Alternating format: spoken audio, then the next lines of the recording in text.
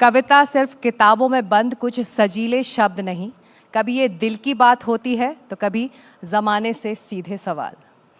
और जब कोई उसे पढ़ता या सुनता है तब वो कविता एक नया रूप ले लेती है। कविता अपने पाठक और श्रोता के मुताबिक हर बार नई हो जाती है। तो आज की बातचीत उन लफ्ज़ों के बारे में जो छूते भी हैं और सोचने पर सभी को मजबूर भी करते हैं।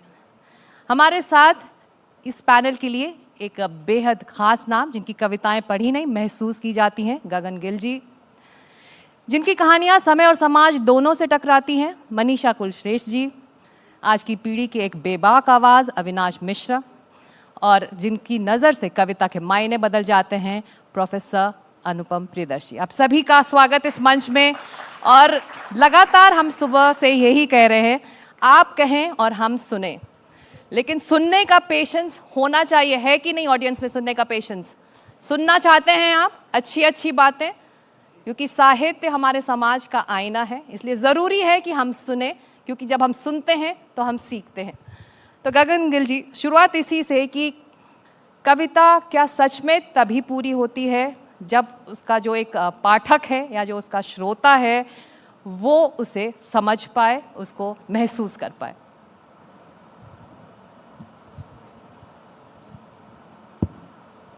बिल्कुल, पाठक के पढ़ने से ही पूरी होती है, बल्कि पाठक के बजाय अगर जिसके लिए लिखी है वो पढ़ ले, वो पाठक हो, तब तो पूरी ही पूरी हो जाती। लेकिन मुझे लगता है कि कविता लिखते समय शायद हम पाठक के बारे में इतना नहीं सोचते। लिखते वक्त नहीं सोचा जाता, लेकिन जो सुनना है या फिर जो समझना है या जो पढ़ना है, मनीषा जी, जो बात गगन जी कह रही हैं, क्या वो भी क्रिएटिविटी से जुड़ा है? आप तभी क्रिएटिव होंगे जब आप उस चीज़ को समझ पाएंगे। बिल्कुल। मुझे गालिब का शेर याद आ रहा है, देखना तकरीर की लज्जत जो उसने कहा, मैंने जाना कि जो उसने कहा गोया वो मेरे दिल में भी है। तो मुझे लगता है कि कविता जब आपसे कनेक्ट करती है, एक अक्सर ये होता है क्योंकि मैं कहानीकार हूँ और कविताओं में भी कहानियाँ होती हैं, लेकिन कविताओं में एक अनकॉन्शियसनेस ज़्यादा होती है, और जब वो अनकॉन्शियसनेस पाठक की अनकॉन्शियसनेस से मिलती है तो मुझे लगता है कि वो एक अलग ढंग पे जाके जुड़ती है और वो कविता बनती है। और जब यही अनकॉन्शियसनेस एक बड़ी अनकॉन्शियसनेस या एक सामूहिक अनकॉन्शियसनेस से मिलती है तो वो बड़ी कविता में बन जाती है। अगर हम मीरा की बात करें तो उन्होंने लिखा था कि पग घुंघरू बांध मीरा नाची रे, उसके सदियों बाद शैलेंद्र लिखते हैं कांटों से खींच के ये आंचल। तो मुझे क्या लगता है कि हम इस अनकॉन्शियसनेस को लगातार एक अलग लेवल पर ले जाते जाते हैं, और जब भी ये गाना बजता है हम सब पाते हैं कि कहीं ना कहीं हम भी किसी ऐसी ही जकड़न का शिकार हैं जो कविता के बहाने हमसे कनेक्ट हो रही है। बिल्कुल। तो मुझे ये लगता है, क्योंकि मैं कविता की पाठक हूँ और लिखती कहानियाँ हूँ, तो मुझे हमेशा कविताओं में भी कहानियाँ मिल ही जाती है। बिल्कुल, आप कहें हम सुने, ये शीर्षक है सेशन का। अविनाश जी, ये बताइए कि क्या श्रोता या फिर जो पाठक है वो को राइटर हो जाता है जब वो कविता पढ़ लेता है, उसे समझ लेता है? हाँ बिल्कुल, पहली बात आप सबका धन्यवाद। आपका सवाल बिल्कुल सही है।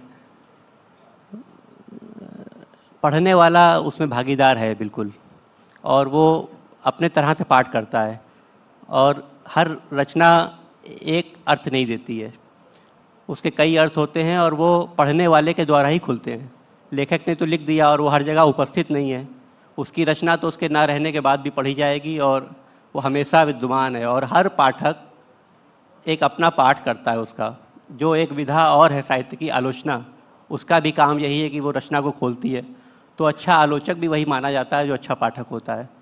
तो बिल्कुल वो को भागीदार तो है ही, उसका एक सह भागीदार है वो उस रचना का। तो जब आप कविता लिखते हैं तो किसके लिए लिखते हैं? सभी के लिए लिखते हैं कि कोई एक व्यक्ति विशेष होता है जो आपको लगे कि उसको समझ जाए? मेरी कविता तो समाज को संबोधित होती है। वो अगर उसके लिए नहीं है तो मेरे लिए उसके होने का कोई अर्थ नहीं है, क्योंकि मेरे लिए है तो फिर मैं उसको प्रकाशित नहीं कराऊंगा। उसको प्रकाश में अगर मैं लाया हूँ तो इसी अर्थ में लाया हूँ कि उसका एक मुझसे बाहर भी एक अर्थ है, और वो हमेशा दूसरे को संबोधित है, स्व को संबोधित नहीं है। स्वत्व जैसा शब्द जो हिंदी कविता में आता है, अध्यात्म के अर्थ में आता है बहुत सारा, तो आध्यात्मिक कविताएं जो होती हैं वो भी ईश्वर को संबोधित हैं, वो भी किसी सत्ता को संबोधित हैं। अपने लिए जैसा कुछ नहीं होता है। अपने लिए होगा तो वो अपने से बाहर नहीं आप लाएंगे उसको। अगर आप अपने से बाहर लाए हैं, इसका मतलब है कि आप संबोधित हैं दूसरे को। अन्न, वो अन्न कैसा भी है, उस अन्न की या तो आप खोज कर रहे हैं, वो अन्न हमेशा उपस्थित नहीं है, उस अन्न को आप पाना चाहते हैं, इसीलिए आप एक रचना करते हैं। अदरराइजेशन जिसको कहते हैं, अन्नीकरण, जी वो ये चीज़ है। बिल्कुल। अनुपम जी, बहुत बार ऐसा हुआ है कि कविता असरदार तब होती जो बहुत सारी उसकी अनकही बातें हैं उसमें ज़्यादा वजन होता है, या फिर जो कविता में जो कह दिया जाता है उसमें ज़्यादा वजन होता है। आप क्या मानते हैं, अनकही बातों के ज़रिए ही कविता लोगों तक पहुंचती है? नहीं, मुझे ऐसा लगता है कि कविता में जो सबसे महत्वपूर्ण तत्व है वो उसकी संप्रेषणीयता है। जो बात कही जा रही है वो ठीक ठीक तरीके से लोगों तक पहुंच जाए, क्योंकि किसी भी संप्रेषण का जो सबसे महत्वपूर्ण उद्देश्य है वो यही है कि मैं अपनी बात लोगों तक पहुंचाना चाहता हूं। कई बार ऐसा होता है, और ये हिंदी साहित्य में देखने को मिलती है ये प्रवृत्ति, कि कवि ने जो कविता लिखी उसकी भाषा, उसकी शैली इतनी गूढ़ थी कि वो लोगों तक नहीं पहुंच पाई, और फिर उसे आलोचकों के माध्यम से लोगों तक पहुंचने का अवसर मिला। तो मुझे ऐसा लगता है कि आज के समय में जो हमारी वर्तमान युवा पीढ़ी है, इसके पास इतना अवकाश नहीं है कि वो पहले कविता पढ़े, फिर आलोचक को पढ़े, फिर उसके बाद उन दोनों के बीच से एक अर्थ की निष्पत्ति कर सके। तो आज के समय के हिसाब से कविता वैसी होनी चाहिए जिसमें उसका अर्थ बाहर से ही छलकता हुआ मालूम पड़े, दिखाई पड़े, और युग के भावों का संवहन करे वो कविता। जो आपने बात रखी उसी को मैं आगे बढ़ाऊंगी। आज का जो दौर है, हम जो बात करें गगन जी की, आज के जो युवा हैं या जो आज का श्रोता या पाठक है, उसके पास ज़्यादा वक्त नहीं है, दौड़ भाग भरी जिंदगी है, बहुत कुछ उसको करना है। साथ ही अगर उसका झुकाव है साहित्य की तरफ, संस्कृति की तरफ, कला की तरफ, तो उसको इसके लिए भी वक्त देना है। तो उसके लिए ये सब अब मौजूद है एक नए प्लेटफॉर्म में, सोशल मीडिया का प्लेटफॉर्म है, डिजिटल प्लेटफॉर्म से। तो प्लेटफॉर्म्स श्रोता और पाठकों के लिए बदल रहा है, तो क्या कवियों के लिए भी ये बदलाव आ रहा है? मुझे मालूम नहीं, क्योंकि मैं सोशल मीडिया पर नहीं हूँ, लेकिन मुझे ये लगता है कि साहित्य हो या कला हो, उसकी जो मूलभूत शर्तें हैं वो किसी भी समय में बदलती नहीं है। उसको उसका स्वाद लेने की प्रक्रियाएं का माहौल बदल सकता है, लेकिन मैं इस चीज़ से सहमत नहीं हूँ कि अगर आज हमारे पाठकों के पास समय की कमी है तो हम कविता की बजाय कुछ ऐसी चीज़ लिखने लगे झटपट कुछ कर दें जो लगे तो कविता जैसी, लेकिन हो नहीं। मुझे लगता है कि आज के समय में जो चैलेंज है कि क्योंकि कवि के पाठक के पास कम समय है, तो कविता को और भी प्रिसाइज, सच्चा, इंटेंस, अबोला होना पड़ेगा। मुखर कविता आज के लिए नहीं है। आज के शोर में वही कविता आपके दिल में रुकेगी जो आपको लगे कि कुछ कह तो रही है लेकिन सब नहीं कह रही है। तो वो जो गैप है कि कह रही है लेकिन सब नहीं कह रही, आपाधापी में पाठक उसको सुनने के लिए रुकेगा। जी। अगर सब कुछ ही कह दिया तो वो ना तो कविता है और ना वो पाठक को कहीं भरेगी, कनेक्ट करेगी। अब यहाँ पर बहुत यंग ऑडियंस भी है, तो इनसे जानना चाहेंगे आप लोगों में से कौन जो दूसरे प्लेटफॉर्म्स हैं किताबों के अलावा, उसके अलावा जो मीडियम्स हैं, चाहे डिजिटल हैं या सोशल मीडिया, उससे आप लोग जुड़ते हैं कविताओं से, या फिर आप किताब खरीदते हैं कविताओं की और उसको पढ़ते हैं? हाथ उठाइए। सोशल मीडिया आपके लिए है या फिर किताब आपके लिए है, कविताओं से जुड़ने का? सोशल मीडिया सभी के लिए, मोस्टली सब सोशल मीडिया, डिजिटली कविताओं को जानना समझना चाहते हैं। आप ये कह रहे हैं? Ma'am I think social media is prevalent, वो ज़्यादा बड़ा है, बट हार्ड कॉपी या किताबों से पढ़ने में एक फीलिंग होती है, एक महत्व होता है जिसमें आपका पूरा फोकस होता है, पूरा ध्यान मतलब ढूंढने में होता है। तो आई थिंक हार्ड कॉपी पढ़ना चाहिए, बट ऑफ कोर्स इस जनरेशन का प्रिवेलेंट मीडियम सोशल मीडिया या डिजिटल प्लेटफॉर्म ही होगा। ये सवाल मेरा अविनाश जी और आपसे भी है मनीषा जी। ये बताइए कि री इन्वेंट करने की ज़रूरत है क्या? क्योंकि अब जब यहाँ पर हम हमारे जो युवा ऑडियंस है और जो हमारे टीवी के दर्शक हैं, अब उनसे जब पूछा जाएगा तो मोस्टली सब यही कहेंगे कि हम अपने एक बटन क्लिक करते हैं, जब हमको कविता सुनना है वहाँ पर कवि कोई है किसी प्लेटफॉर्म पर, हम उसको सुन लेते हैं। तो क्या आप लोगों के लिए भी ये ज़रूरी है कि आप लोग अपने आप को री इन्वेंट करें कि किस तरह से आपका जो साहित्य है, आपकी जो कला है वो आगे प्रस्तुत हो? बिल्कुल, मैं गगन जी की एक बात को और आगे बढ़ाऊंगी कि हमारे राजस्थान में एक कहावत है, राग पागड़ी रसायन कभी कभी बन पाए। तो कविता के साथ ये है कि जैसे राग को समय चाहिए, पगड़ी बांधने को समय चाहिए, और जब भी कोई हम रसायन पकाते हैं उसको भी समय चाहिए। तो मुझे लगता है कि कविता भी वही है, जिसे पकाने में उतना ही समय लगता है तो उसका आस्वाद लेने में भी उतना ही समय लगता है। तो मुझे लगता है कि हम किताब के मोह में तो ना पड़ें कि भाई कागज़ होगा तभी कविता होगी। कविता तो तब भी थी जब कागज़ नहीं था, केवल वाणी थी। तो मुझे लगता है कि कविता अगर पॉडकास्ट पे है, सोशल मीडिया पे है या ऑडियो बुक में है, तब भी वो कविता है। और वो कविता कितनी भी क्लिष्ट हो, सरल हो, ये पाठक पे निर्भर करता है। तो हमें जो ये कागज़ का मोह है उसको बहुत पुराने समय में जाके देखना चाहिए, जब श्रुतियों में कविताएं होती थी। मैं तो ये मानती हूँ कि हमारे वेद भी कविताएं हैं, उन्होंने भी कागज़ बहुत समय बाद देखा।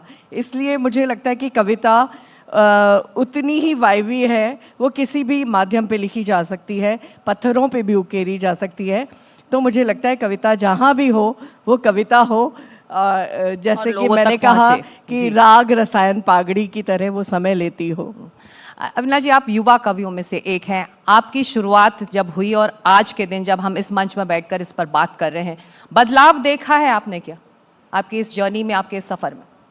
बहुत बड़ा बदलाव देखा है। मतलब मैं अपने को संधि बिंदु पर पाता हूँ, जिसमें फेसबुक नहीं था जब मैंने लिखना पढ़ना शुरू किया, लेकिन फिर कुछ समय के बाद आया फेसबुक। मतलब मेरी पहली कविता अगर मुझे भेजनी हो तो मेरे पास यही माध्यम था कि मैं किसी पत्रिका में को भेजूं और वहाँ से एक इसका स्वीकृति पत्र आए कि आपकी कविता फलांक में आएगी, और वो फलांक 6 महीने बाद आएगा, फिर वो 6 महीने बाद आएगा, फिर 2 महीने बाद पाठकों की प्रतिक्रियाएँ आएंगी, फिर ऐसा एक संकलन बनेगा, फिर उसकी किताब आएगी। लेकिन आज तो ऐसा नहीं है। आज आपकी कविता लिखते ही आप उसको प्रकाशित कर सकते हैं और तुरंत उस पर प्रतिक्रियाएँ जान सकते हैं। जो बहुत सारी प्रतिक्रियाएँ आती हैं वो हो सकता है आपको उत्साहित करने वाली भी हो, निरुत्साहित करने वाली भी हो, लेकिन प्रायः वो आपकी मदद करती हैं और आपको लगता है कि आप अंधेरे में नहीं लिख रहे हैं, लोगों के बीच हैं। मनीषा जी ने जो बात कही वो बात मैं भी उससे सहमत हूँ कि कविता या कोई भी रचना लिखने का अर्थ ये नहीं है कि वो किसी तरह जिल्दबंद हो या किताब में ही आए। एक कवि हुए वीरेंद्र अंगवाल, उनकी पंक्ति है कि जैसे अमरूद का सौभाग्य खा लिया जाना, वैसे ही कवि का सौभाग्य पढ़ लिया जाना। तो अगर कवि पढ़ लिया जाए तो उसकी सार्थकता है, कविता पढ़ ली जाए। और मैं तो और आगे बढ़कर कहूँगा कि अगर वो कविता एआई ने भी लिखी है और वो किसी पढ़ने वाले को संवेदित कर रही है तो कवि भी इससे हट गया। अगर कविता मशीन भी लिख रही है और पढ़ने वाले पर असर डाल रही है तो वो भी काम की है, क्योंकि शब्द ही तो है वो भी। और जो मानव चेतना का निर्माण हुआ है उसका फ़ायदा अगर मशीन लेकर भी एक कविता लिख रही है और वो कविता किसी को बदल रही है, उससे वो वही लाभ। अब ये बताइए, एआई चैलेंज है क्या आप लोगों के लिए? अब मुझे लगता है चैलेंज तो नहीं है वो, मुझे लगता है मदद ही करेगा वो, क्योंकि हम तो लिख रहे हैं इसीलिए लिख रहे हैं ना कि लोगों को बदलें, पढ़ें। तो वो आदमी लिखे, मशीन लिखे, मुझे इसमें कोई बड़ा वो नहीं लगता है। लिखा जाना जरूरी है। अनुपम जी, जो बात यहाँ कही जा रही है कि जो सुनने के जो माध्यम है या फिर समझने के माध्यम है या पढ़ने के माध्यम वो बदले हैं, तो लिखने का माध्यम भी बदला है। कवियों को जो रीच आउट करने के तरीके हैं उसमें बदलाव आया। तो जो ओपन माइक का कल्चर है, क्या वो अब माना जाए न्यू एज महफिल है कवियों के लिए, साहित्यकारों के लिए? देखिए, जाहिर सी बात है, ओपन एज महफिलों का जो इम्पैक्ट है वो तो है, निश्चित रूप से है। लेकिन इसमें महत्वपूर्ण बात यह है कि जो कविता का तत्व है, क्या वो उन महफिलों में दिखाई पड़ रहा है या नहीं पड़ रहा। क्योंकि अगर पोइटिक एलिमेंट नहीं है, जैसे मैं कई बार देखता हूँ तो संवेदनाएं तो पूरी दिखती हैं लेकिन शिल्प बिल्कुल नहीं दिखता। तो जाहिर सी बात है, एक बहुत महत्वपूर्ण बात इसमें है कि हिंदी साहित्य के जितने भी आचार्य हैं, जितने आलोचक हैं, उन सबको ये सोचनी चाहिए ये बात कि कविता में जो सबसे महत्वपूर्ण बात है, जो मनुष्य की चेतना को आंदोलित करती है, जो खींचती है, आकर्षित करती है, वो उसकी लय है। एक लंबे समय में उस कविता की लय के साथ कॉम्प्रोमाइज़ किया गया और कहा गया कि नहीं, अकविता भी कविता है, लय ना हो तो भी कविता है। उसका इम्पैक्ट बहुत खतरनाक दिखा। उसका इम्पैक्ट ये दिखा कि फिर पहले तो कविता में सत्यम शिवम सुंदरम की अवधारणा थी और उसकी शोभन लय से लोग एकात्म होते थे, उनकी चेतना एकात्म होती थी। लेकिन बाद के समय में जब कविता से लय गायब हुआ और वो लय जब गानों में मिलने लगा तो युवा पीढ़ी ने 4 बोतल वोडका गाना शुरू किया। वो जो 4 बोतल वोडका गा रहा है बच्चा जी, वो इसलिए गा रहा है कि उसकी संवेदना को हिंदी कविता एक लय नहीं दे पा रही और उसका दिमाग, उसकी चेतना लय के प्रति ज्यादा आकर्षित है। तो उसके माता पिता असहमत हैं कि नहीं, ये गलत बात है, शराब खराब बात है। लेकिन इसके बावजूद अगर वो 4 बोतल वोडका गा रहा है तो इसके पीछे एकमात्र कारण है कि उसको कोई परिनिष्ठित शब्दावली, कोई सुंदर शब्दावली, कोई सुंदर भाव नहीं दिया गया है। तो मुझे लगता है कि ओपन माइक की जितनी महफिलें हैं उनमें भी अगर काव्य तत्व आ जाए, लय आ जाए, भाषा आ जाए, भाषा को बरतने का सलीका आ जाए, तो निश्चित रूप से उनका प्रभाव बहुत ज्यादा होगा। वो अच्छा प्लेटफॉर्म हो सकता है। निश्चित। गगन जी, आपकी कविताओं का जो केंद्रीय तत्व होता है ज़्यादातर करुणा है, तो हम ये जानना चाहते हैं कि क्या कविता समय की गवाही है या फिर समय से परे जाने की कोशिश होती है? दोनों ही। कविता समय के साथ बंधी हुई है, शब्द के साथ बंधी हुई है, भाषा के साथ बंधी हुई है।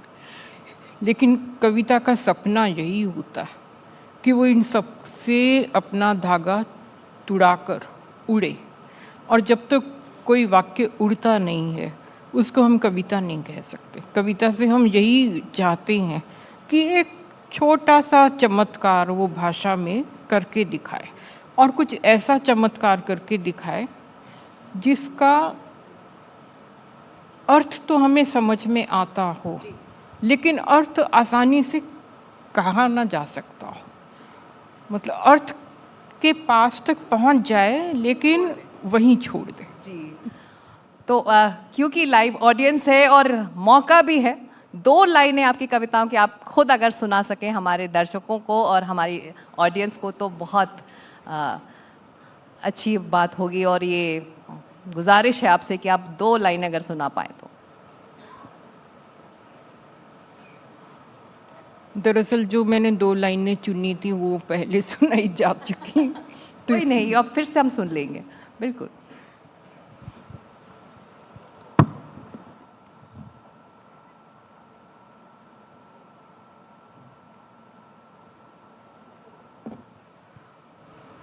थोड़ी सी उम्मीद चाहिए, थोड़ी सी उम्मीद चाहिए, जैसे मिट्टी में चमकती किरण सूर्य की, जैसे पानी में स्वाद भीगे पत्थर का, जैसे भीगी हुई रेत पर मछली में तड़पन। थोड़ी सी उम्मीद चाहिए, जैसे गूंगे के कंठ में याद आया गीत, जैसे हल्की सी सांस सीने में अटकी, जैसे कांच से चिपटे कीट में लालसा, जैसे नदी की तह में डूबी हुई प्यास। थोड़ी सी उम्मीद चाहिए।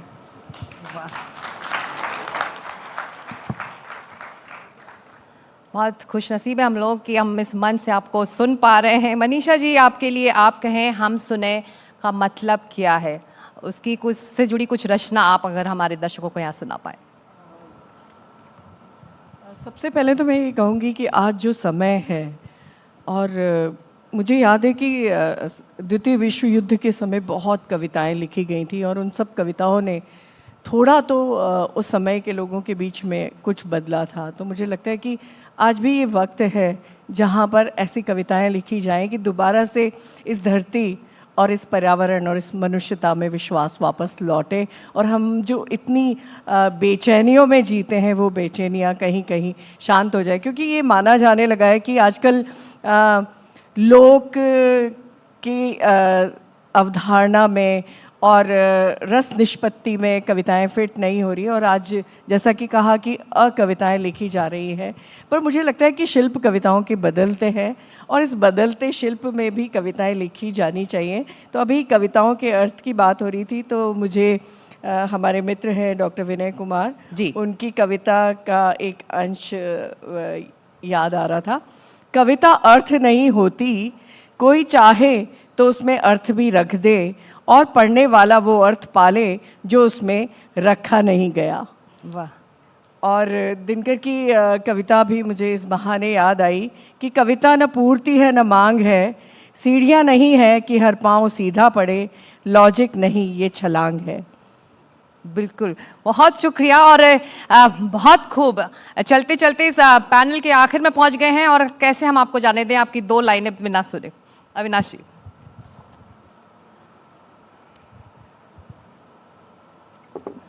क्योंकि लगातार बात कहें सुने पर हो रही है, तो मेरी एक कविता है, उसका छोटी सी है, उसका शीर्षक है अंतर संबंध से प्रेम की कविता। जो अंतर संबंध है एक पाठक और लेखक का, उस पर है।